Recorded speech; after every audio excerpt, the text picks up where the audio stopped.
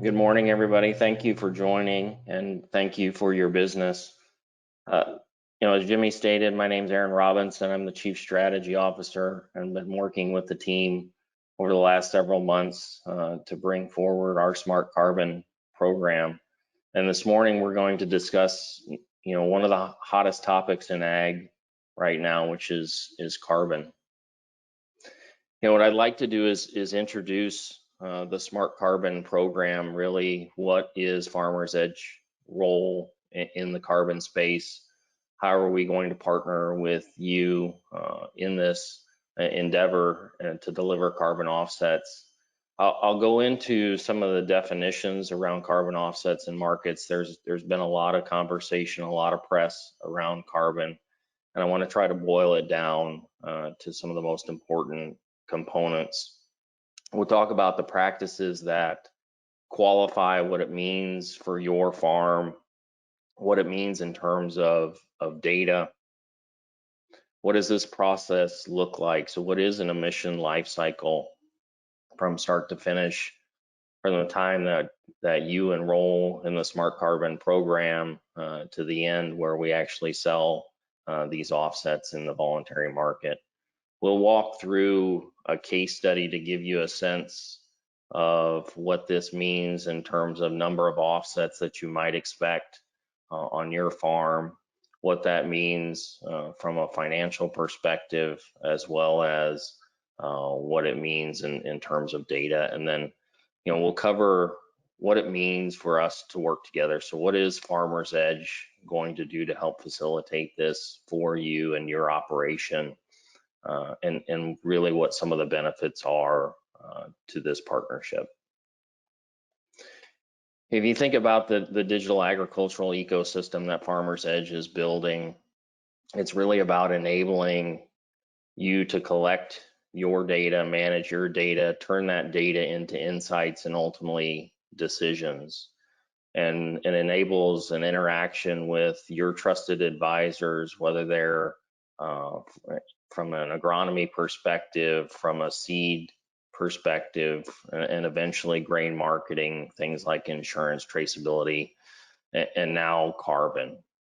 And this digital ecosystem really is about turning the connectivity that you have on your farm and all of the data that you're gathering.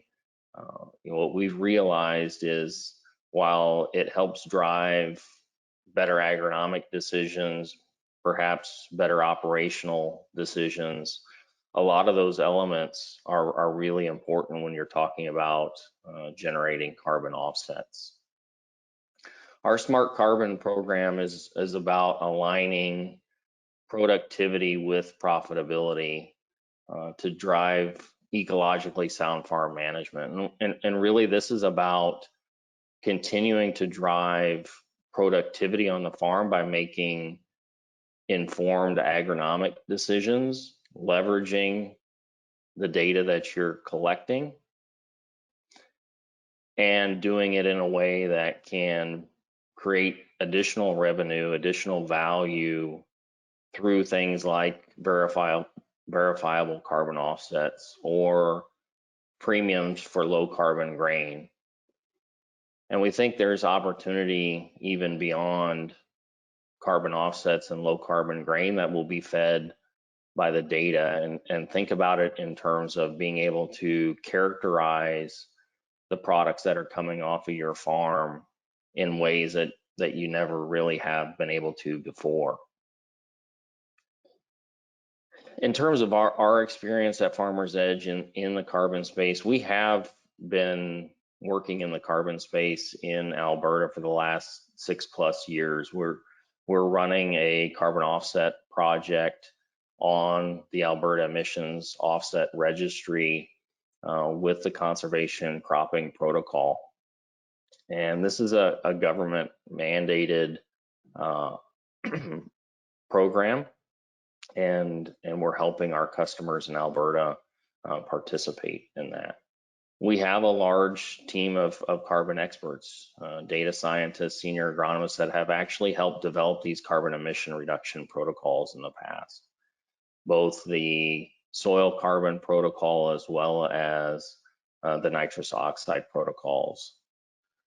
This digital infrastructure on farm makes this as easy as possible in terms of data management, proving that a carbon offset has been generated is a data intensive process. And our goal is through the connected farm and through the platform to make this essentially a byproduct of you running your day-to-day operation. These field-centric records that are consistent in an organized format through the platform enable us to aggregate this data and work with the verifiers to prove that these are verifiable carbon offsets, which is a really critical step when you think about finding buyers and discriminate buyers that are looking for high quality agricultural offsets.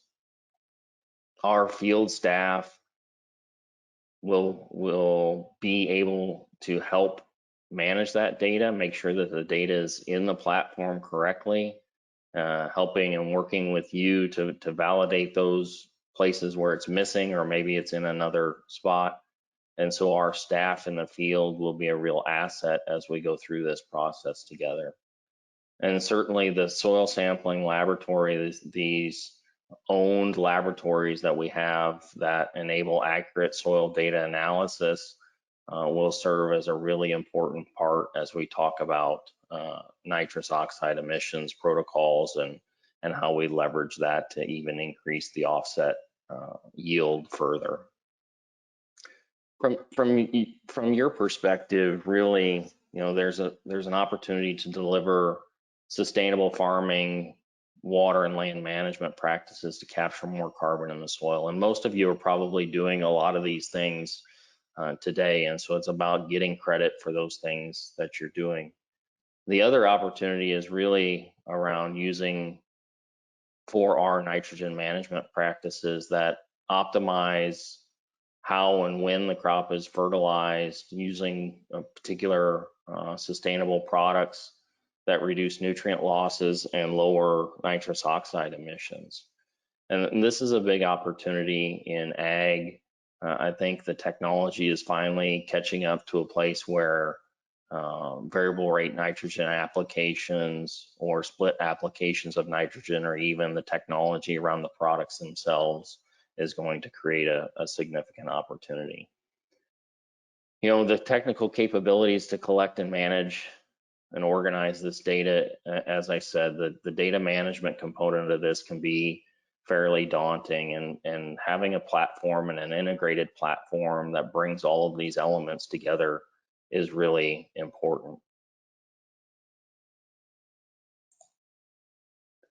The agronomic knowledge, so again, we want to make sustainable, profitable, productive agronomic decisions. You can't have just sustainable recommendations. They have to yield results from a profitability and a productivity perspective, and our ability to partner with you on those agronomic recommendations is really critical. This infrastructure to broadly apply these technical and agronomic capabilities, so being able to connect the equipment, being able to connect these multiple sources of data, whether it's imagery, whether it's weather data or equipment data, or your crop plan in Farm Command, that becomes a really critical component as we're thinking about the data. The ability to assess and implement these land management practices and being able to weigh the benefits from a sustainability perspective, whether that's carbon, soil carbon, or nitrogen, and apply those practices on the farm. And I think the biggest piece is complete transparency. This digital infrastructure allows for real-time in-season monitoring of all the field activities and accurate tracking and verification of this data. And being able to capture that data in real time, have it be accurate in a consistent format becomes really important. And eventually we need to turn that data into these greenhouse gas reductions, these carbon offsets to be able to provide an estimate of what this means for your operation and take it all the way through the verification process with the registry so that we generate high quality verified agricultural offsets. So what do we mean when we say offsets? So carbon offsets is a digital environmental asset that it is equivalent to 1 metric ton of CO2 equivalent. That's the standard global measure of greenhouse gas. So for every ton of emissions removed, in the case of soil carbon, or reduced in the case of nitrous oxide emissions reductions, results in 1 carbon offset. And so what you essentially have in the marketplace is a group of companies, governments, manufacturers that are needing to meet their emissions targets, whether that's a regulated market where the government has said large final emitters need to reduce their footprint by purchasing offsets, or voluntarily a company has made a claim or made a decision that they're going to target net zero by some point in the future. There's been a lot of conversation, obviously, of companies making environmental sustainability claims. There's a lot of investors in those companies that are holding those companies to become more sustainable. And then you have carbon projects that are run on these registries that create sources of accredited carbon offsets. And so there's examples outside of agriculture, forestry, wetland, reforestation. There are protocols and projects being run in row crop agriculture, but we're really at the front end of that, where agriculture can start to really generate some additional value here. So if you think about how offsetting really works, if a company's got 12 tons of emissions, for example, and they've made an ESG claim to their investors and to their owners, they may change some of their process, whether that's manufacturing process, traveling process, the way that they utilize energy, fuel, the way that they source their raw materials for their manufacturing process. So they may take on some of those activities themselves and reduce those emissions by 5 tons, for example. If they're targeting net zero, they've still got 7 tons of offsets that they need to purchase. And so they're looking for the highest quality offsets that they can. If you're a food company, you're a grain processor, you're a grain buyer, you're a company involved in food or agriculture, you're going to be looking to source those high quality agricultural offsets. There's really 2 types of carbon markets today. There's the regulatory market, where you've got greenhouse gas reduction legislation. Alberta and California are the only North America geographies that have regulated ag offsets, and we've participated as I mentioned before, in the Alberta market for the last several years. What we're seeing become more prevalent, though, is the voluntary market. So companies that are purchasing these greenhouse gas offsets as part of their environmental, social, and governance reporting commitments and goals that they've publicly stated to operate at net zero greenhouse gas as part of their sustainability initiatives. And some of the largest companies in the world have made these commitments publicly, and they made commitments to their investors and to their owners. The current market for voluntary credits is somewhere between $20 and $40 a ton.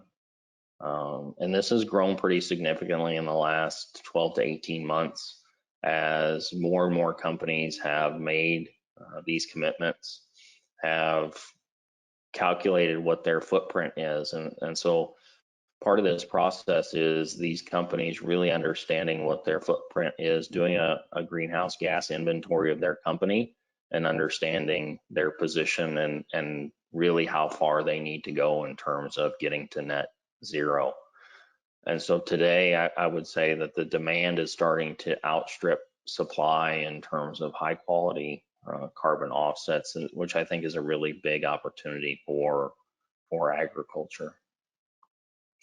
There's essentially two major greenhouse gases associated to agriculture. You've got carbon dioxide, which is the main greenhouse gas, but one that's a big opportunity in ag is nitrous oxide, which is the most potent ag greenhouse gas. It's about 6 times more potent than carbon dioxide, and this comes from nitrogen fertilizer use in ag. And we're already starting to really use nitrogen more efficiently, and I think there's an opportunity to continue that. I highly suspect that nitrogen will continue to be a focal point as the focus on water quality intensifies as well. So climate smart farming, what does this really mean in terms of change? How big of a change are we talking about for your operations? Or is it something really significant where it's going to necessitate new equipment purchase, complete change in the way that you're operating your farm? And I would say in general, that's not really the case. It could facilitate the decision that you were already considering in terms of a tillage change or a crop rotation change or a fertilizer management change or a nitrogen management change. But essentially the carbon component is driven by moving from reduced till to no till. And you may have been practicing no-till for the last several years, or you may have purchased a new seeder that is applying both seed and fertilizer at the same time, and so you're minimizing soil disturbance going from a 2-pass system to a 1-pass system. So soil carbon is primarily driven by the residue and soil disturbance in the field. The nitrous oxide component is really driven by 4R nitrogen practices. So placing fertilizer in a band below ground instead of broadcast. It does allow for some in-crop surface applications depending on the source of the nitrogen. Right? If you're using a coated urea product or you're using a time release product, there's benefit from a carbon perspective that way. And this enhanced efficiency nitrogen fertilizer, so things like those coated ureas if you're using a dry product, or using nitrification inhibitors, or even changing the timing of application from early spring to a split application of nitrogen. All of those things have benefits from a carbon perspective. It doesn't mean that you need to go to the far end of the spectrum and adopt the most advanced nitrogen management practices, but it does allow you to really find where you're at in that spectrum today and make considerations to what changes you may want to move forward with. The emission project life cycle, from a timeline perspective, it really starts with assessing the existing farm management practices and choosing the right carbon strategy. So understanding what is the project, what are the requirements around those protocols, and deciding if it's a fit for your operation. And so the 2 protocols that we're running, and there'll be a soil carbon protocol or project, and there'll be a nitrous oxide project as well. And so the first step really is that assessment phase with your local Farmers Edge representative to really sit down and understand what is it that you might qualify for from a soil carbon and a nitrous oxide project perspective.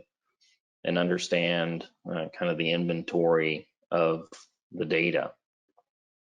So this collection and compilation of data, documentation, per the protocol guidelines. And the best way to think about the protocol or the project is a recipe, and the data are the ingredients that you're gathering for this recipe.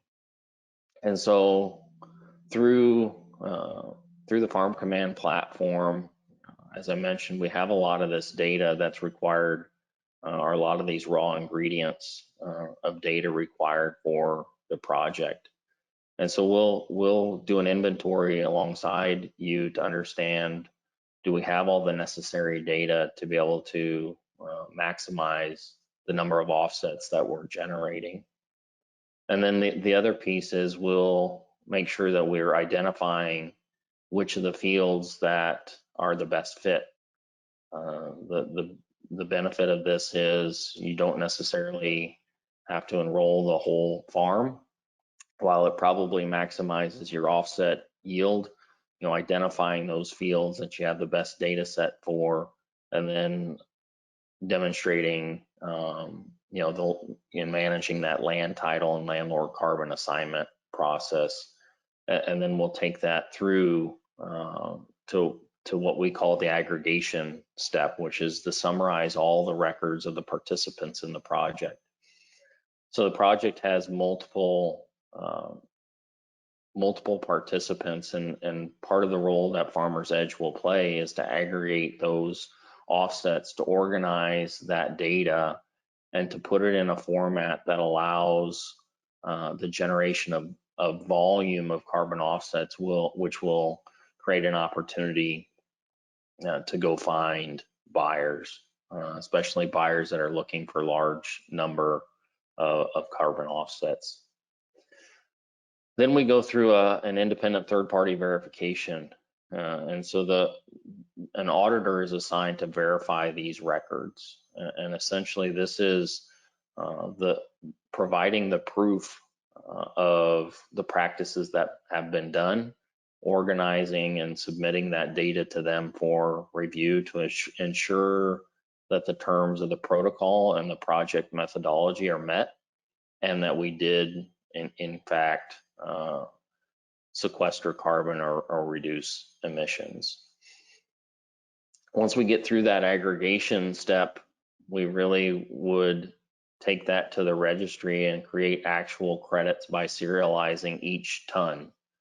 And if you think about the serialization process, it's essentially taking a ton of carbon and doing exactly what it says, putting a serial number on it, so that from a global accounting standard perspective, a buyer can come and buy a ton of offsets and then can retire that ton of offsets off the registry, and they can count that in their offsets as they're trying to get to carbon zero. And at that point, we would sell those offsets, transfer the ownership of the credits to the buyer, and complete the transaction. What that means in terms of the Smart Carbon program, so really there's a couple of different options here, right? There's the soil carbon no-till farming program. If you're on Smart today and you've captured through the crop planner all of your field activities, and we've got the necessary equipment records, you likely can qualify for soil carbon.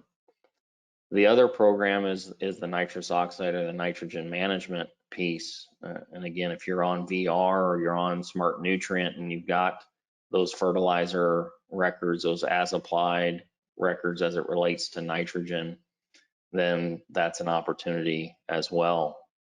They're not necessarily mutually exclusive, though. There is an opportunity to put the two things together and maximize your carbon offset generation by essentially capturing the value from the soil carbon component as well as the nitrogen management component. So from a soil carbon perspective, It's about carbon sequestration. It's increasing and retaining the soil organic carbon, and it rewards those farmers around no-till parameters, increasing the carbon that they're storing in their soil, not releasing it through tillage. And essentially the requirements are collecting evidence that the practice is followed.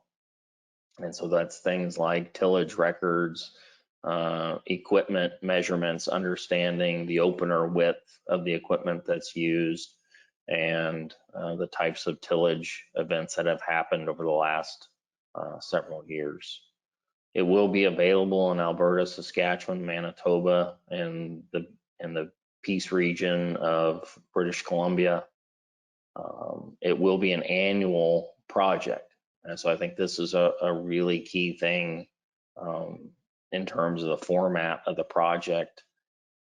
You can enroll, there's a potential to go back to 2018 and generate 3 years of historical carbon offsets, and then it's annually going forward. So if for some reason you need to change practices in 2023, that probably reduces your yield from a carbon offset perspective in that particular year, but it does afford that type of flexibility. From the nitrogen management component, the nitrous oxide emissions is really what we're measuring and trying to reduce here. It's about implementing a 4R nitrogen plan around those prescribed best management practices. Again, available in the same regions as soil carbon with the addition of Ontario. Again, this one is an annual project as well. We don't have as big of opportunity to go back quite as far from a nitrogen management perspective, but the way that the project is designed should allow us to go back to 2020 and create the historical carbon offsets for 2020 in addition to 21 and moving forward. From a data requirements perspective, the Farm Command data, as I mentioned, a lot of it's already there in terms of field boundaries, crop rotation, irrigation records. We will need to collect pictures of drill openers and shank spacings with a picture of the serial number plate. And what this essentially allows us to do is to understand the percentage of soil disturbance through that seeding operation. There are some differences in terms of the overall value or yield of carbon offsets depending on the amount of soil disturbance at seeding. And we'll need to do this for the anhydrous applicator if you're using anhydrous in the corn planter as well. So this really is about creating the evidence around the level of soil disturbance through your field operations. We'll need crop insurance data to understand level of productivity and any other tillage events that don't happen with seeding or fertilizer or seed. And if you're using a vertical tillage implement or something like that, we'll need to know which fields, when, and how many. And we're making some enhancements to the Farm Command platform to enable us to utilize that platform to capture that data. From a nitrogen management perspective, again, field boundaries, crops, irrigation, we actually need a 4R plan that was put in place and what was actually executed. Obviously, the source, rate, timing, and placement of that nitrogen applications. And then if you've got a drill that's dual banding both seed and fertilizer, we need to understand the fertilizer opener width. Again, crop insurance yield data. This is an additional thing from a nitrogen perspective. Obviously, we're trying to understand nitrogen efficiency, amount of nitrogen that was put down, amount of nitrogen that's been utilized, and then fertilizer receipts for the nitrogen containing fertilizers. So just a couple of examples to walk through so that you understand kind of what this might mean for your operation. So we divide the soil carbon component into two areas. You essentially have the dry prairie area and the parkland area that have different coefficients for tons of CO2 equivalent per acre per year. So in this particular case, maybe this operation is half and half. They're half in the dry prairie, half in parkland. The dry prairie coefficient is, roughly 0.06. In the parkland area, it's a little bit higher at 0.11. And so the total tons of CO2 equivalent per year in the dry prairie component is about 286. In parkland, it's 567. At an assumed price of carbon at $20 per acre or per ton, total revenue generated is about $17,000 just from the soil carbon component. And that's on an annual basis. If you think about being able to go back to 2018, 19, 20, and then finish it off in 21, and then moving forward, could be a fairly nice amount of money from a soil carbon component. The nitrogen management component, what we're showing here actually is an implementation at a very basic level. So this is the lowest level that somebody could qualify for. In the browns and dark brown soils, the rate of tons of CO2 equivalent per year is 0.04. And in the black and gray soils, it's 0.07.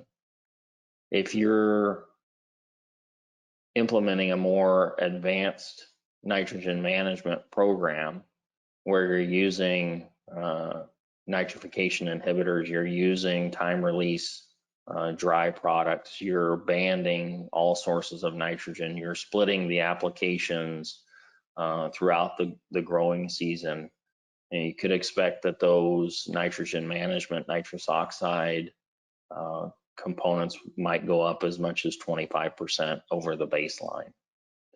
And so that will be part of the effort from our field organization, is really sitting down with you, understanding which of the basic, intermediate, or advanced nitrogen management BMPs that you fall into. Understand if there's an opportunity for a change, and really start to estimate what this means. Again, this is on an annual basis.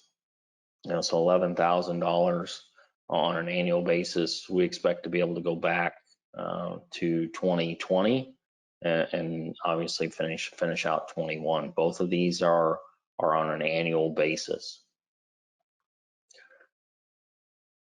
So what do we do to work together? And I think this is the biggest opportunity. I think there's a lot of misinformation.